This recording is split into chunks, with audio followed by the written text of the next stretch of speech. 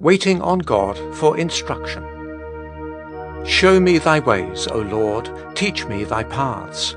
Lead me in thy truth and teach me, for thou art the God of my salvation. On thee do I wait all the day. Psalm 25, verses 4 and 5. I spoke of an army on the point of entering an enemy's territories.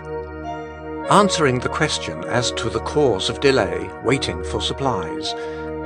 The answer might also have been waiting for instructions or waiting for orders.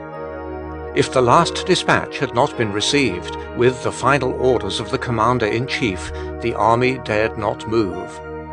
Even so, in the Christian life, as deep as the need of waiting for supplies is that of waiting for instructions. See how beautifully this comes out in Psalm 25. The writer knew and loved God's law exceedingly, and meditated in that law day and night. But he knew that this was not enough. He knew that for the right spiritual apprehension of the truth, and for the right personal application of it to his own peculiar circumstances, he needed a direct divine teaching. The psalm has at all times been a very peculiar one because of its reiterated expression of the felt need of the divine teaching and of the childlike confidence that that teaching would be given. Study the psalm until your heart is filled with the two thoughts, the absolute need, the absolute certainty of divine guidance. And with these, how entirely it is in this connection that he speaks, "On thee do I wait all the day."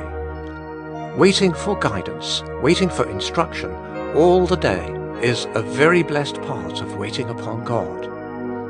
The Father in heaven is so interested in his child, and so longs to have his life at every step in his will and his love, that he is willing to keep his guidance entirely in his own hand. He knows so well that we are unable to do what is really holy and heavenly, except as he works it in us, that he means his very demands to become promises of what he will do in watching over and leading us all the day. Not only in special difficulties and times of perplexity, but in the common course of everyday life, we may count upon him to teach us his way and show us his path. And what is needed in us to receive this guidance? One thing: waiting for instructions, waiting on God. On thee do I wait all the day. We want in our times of prayer to give clear expression to our sense of need and our faith in his help. We want definitely to become conscious of our ignorance as to what God's way may be, and the need of the divine light shining within us, if our way is to be as of the sun, shining more and more unto the perfect day. And we want to wait quietly before God in prayer until the deep, restful assurance fills us, it will be given. The meek will he guide in the way.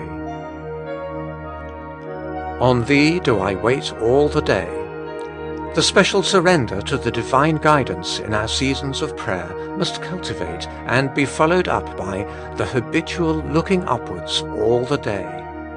As simple as it is to one who has eyes to walk all the day in the light of the sun, so simple and delightful can it become to a soul practiced in waiting on God to walk all the day in the enjoyment of God's light and leading.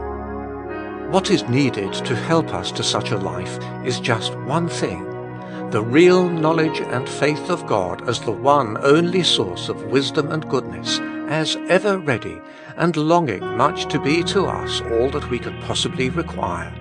Yes, this is the one thing we need.